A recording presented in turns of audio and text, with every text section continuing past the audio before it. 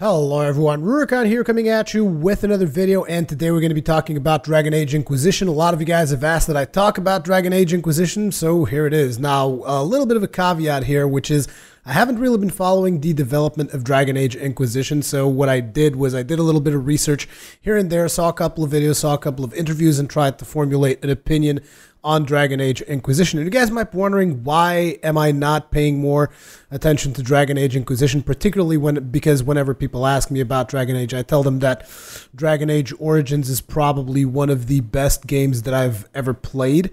And the reasoning behind it is because Dragon Age 2 was also not one of the best games that I've ever played, and it had a couple of things that really pissed me off. Namely, you couldn't do dwarves, which was weird considering that on the first game you had the option to play as a dwarf, and the second game you couldn't. And the second game was just like, I think the second game left some really bitter taste on a lot of people's mouths, and it's like people, I guess some people, myself included, have been somewhat hesitant to embrace the most recent outing of the Dragon Age franchise. So I did a little bit of research, and I like what I see. Namely, I really like the graphics of the game. They're looking really awesome. The animations of the game are also looking pretty damn solid. I looked around for a bit. I couldn't really figure out if you can do dwarves now or not. I believe that in an interview they said something about you being able to do 4 races across 3 classes or something like that. And it's like, 4 races? Well, my hope is that you'll be able to do human, elven, Kunari, and dwarf. That's my hope, but I'm not exactly sure if that is going to be the case or not. Like I said, I didn't look that much into it. I just looked into the overall to get an idea of what the title is going to be about. So in terms of story, it seems that the world has fallen into turmoil. There's all this chaos happening. There's an all-out war going on between the mages and the Templars. And there is, I believe there's like parts of the Fade are fusing with the real world, and it's like all hell's broken loose. And there's a ton of politics going on of people trying to figure out, oh, we need to form a committee, need to do this, need to do that. Again, this is information that I've taken from interviews, so it might not be 100% accurate. But essentially, amidst all that, your character starts building up this I don't know what I should call it, entity, this faction, which is the Inquisition. And the Inquisition is about, well, we're not really going to talk about anything. We're just going to do stuff, and we're going to fix it. That's kind of like your objective. Now, in terms of gameplay, they said that there is going to be a lot of influence on the fact that you control a faction, so to speak, and there's going to be a lot of decision-making that you're going to have to do. Apparently, you're going to be able to go to certain areas, set up camps, and then your troops are going to be the ones patrolling those specific areas. You're going to be able to upgrade your faction, like you're going to be able to go and get iron and different kinds of materials, and then you can like upgrade the armor of your faction, and your faction grows as a whole. And according to what they were saying is like, it seems that you're going to need your faction as a whole for certain missions like castle sieges and stuff like that. And that has me really excited. I mean, can you guys think about it? Like with the RPG depth that you get in a game like a Dragon Age. I mean, I'm talking more about Dragon Age Origins because Dragon Age 2 did not have all that much depth in terms of RPG, at least. Not that much. That's some depth, but not too much. But think of the depth that you can get on a game like a Dragon Age, right? And then think of joining that, the fact that you have like your own private army that you can control and that you can influence the fate of the world by deploying your troops on certain locations and performing certain actions with your troops. That type of gameplay of me playing a character amidst all that world, and not only a character, but like a really important character, like a leader who was actually making decisions in like military decisions and stuff like that. That is really, really appealing to me. And then you have different types of gameplay that you're able to experience. I mean, you got your character, and then you're going to be able to control all the characters in your party. You're going to still have a party of 4, but you're going to be able to have up to 9 companions or something. And then you're going to have advisors, which are also going to play some kind of a role in the game. I'm going to assume like more of a political role for making decisions and whatever. But it is definitely, I mean, it's still Dragon Age, you know, and I still have it in me. Like, I need to give this game another shot. I need to try it out. And I need to see what I can do with it. So we saw the gameplay of them fighting off against the dragon. It was pretty cool, them switching between the characters in real time and just kind of like going after different limbs of the dragon and attacking different limbs would actually have different results. That was pretty awesome, as opposed to just having, you know, just like, there's a bunch of hit points over here. Go and make sure that you destroy all of the hit points of this giant creature. It gives you a more tactical aspect to the combat, like you can shoot the legs and maybe he'll limp. You can maybe shoot the wing, attack, whatever you want to call it, the wings, and maybe he'll be unable to run away and fly. I saw in the video, I think someone smacked it over the head or shot it in the head and whatever, and it got a little bit stunned. So there's a lot of different things that you can do to big enemies, it seems, and that is definitely something that is appealing to me from a gameplay standpoint. Then you can also play the game in different ways, like you can play it in real time in like action mode all the time, or you can actually pause the action and like make more tactical decisions. I'm assuming that on the harder levels of difficulty you're going to have to play more tactically as opposed to more just like all up in your face action mode.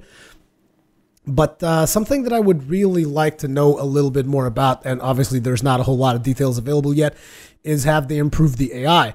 Can you give like really complex commands to the AI of your companions to kind of like have them face off against different situations? Because you could do stuff like that in the original Dragon Age. In the second Dragon Age, you could do it as well, but it wasn't really like a kind of AI that it wasn't as precise as I would like, and I would really like to see an improvement there. That would be something that would really get me excited about the title. A couple of more changes on the title. It is now going to be an open world game, and that is really cool. There was some openness as to where you could go, like for instance in Dark Souls 1, after certain hub missions you could decide, okay, now I want to go to the dwarf homeland and do the quest line there, or now I want to go to this other place and do quest line here, like the mage tower or whatever. And you could decide upon different locations that you could take your character, but it was never really fully open world as is now. And open world poses a couple of questions, like what are you going to be able to do, how are you going to be able to move around, and the question about moving around, you're actually going to have mounts that you're going to be able to use to like go through the terrain and travel and do all kinds of like exploration, I guess. They're also saying that they're not going to have like a quest line structure in the title. And what does that mean? I mean, they didn't say it by these words, but essentially what they're saying is like, they're going to give you objectives. They're going to tell you like, we need you to go over here and take over this fortress, or we need you to go over here and perform some kind of an action on this faction. They're going to give you like an overall goal, and you're going to have different ways to achieve that goal. And that is something that I like. Now, some of those ways, actually demand that you have a certain level of influence, politically speaking, to be able to maneuver certain political interests, or you need to have certain military influences in your faction and stuff like that. And I've heard a couple of people already complaining, and which is, I mean, come on, it's gaming. Everybody complains these days for no reason. People are like, oh my God, it's going to be rep grind, the RPG. And it's like, come on, guys, let's get real. Do you really think that's going to happen? I mean, sure, I know that people are really disappointed with Dragon Age 2, but I mean, you can't just think of the worst of everything that's going to come out. You're going to have to give it a chance. I don't believe it's going to be a rep grind, and it wouldn't really make a lot of sense if there was. They're also talking about how you're still going to have obviously the complex dialogue choices that are going to affect the ending of the story. The story is most likely going to have multiple endings, at least I assume it is. And that is definitely something that I like. One of the problems that I also have, and this is just a problem that I have personally, is the fact that I played Dragon Age Origins on the PC, and then I played Dragon Age 2 on my PlayStation 3, and now I'm going to play Dragon Age Inquisition on the PlayStation 4. So essentially where I'm getting at is that I'm not going to have like a consolidated save that I'm going to be able to import into Dragon Age Inquisition, which is something that to me is a little bit disappointing, because one of the best experiences that I've had with Mass Effect was the fact that I was able to import my save file from Mass Effect 1 into Mass Effect 2, and then from Mass Effect 2 into Mass Effect 3, and see all of those choices kind of like play out throughout playing the trilogy. And that would have been something really cool for me for Dragon Age Inquisition. As a matter of fact, it's going to be something really cool for the people that played Dragon Age 1 and 2 on a console or on the PC, and you guys still have your save file. That's probably going to be really cool for you because you're going to have like a continuous story. But for me, it's a little bit of a letdown. But that's just, I mean, it's not really a big deal, I guess, in the grand scheme of things. It's not really going to matter that much. But it is just one of those things that, you know, it kind of irks me a little bit on a personal level. But that's, hey, my problem. So overall, after doing the research, and I seem to be wheezing a little bit, I'm going to have to apologize for that. I've been doing a lot of commentary today, so my throat is kind of spent. But my overall reaction to it after doing all the research and watching gameplay footage and watching all of the stuff that I've watched today to make this particular video is that I'm actually pretty excited about Dragon Age Inquisition. And I'm glad that you guys told me, oh, you need to check it out and need to make a video on it, because I was aware of Dragon Age Inquisition. It's just I wasn't really looking at it all that much. I mean, those animations are looking gorgeous. Those graphics are looking amazing. And the gameplay is also looking pretty damn solid. So I can't wait to try it out, and I can't wait to see what it brings to the table, essentially. So I almost feel like this is a hype video almost, but the game is looking pretty solid, particularly for an EA title. So we'll have to see about that. But anyways, that is going to be it for this video. As per usual, leave me your comments, feedback, all that kinds of good stuff in the comment section below. Thank you very much for watching, and I will see you guys in the next one.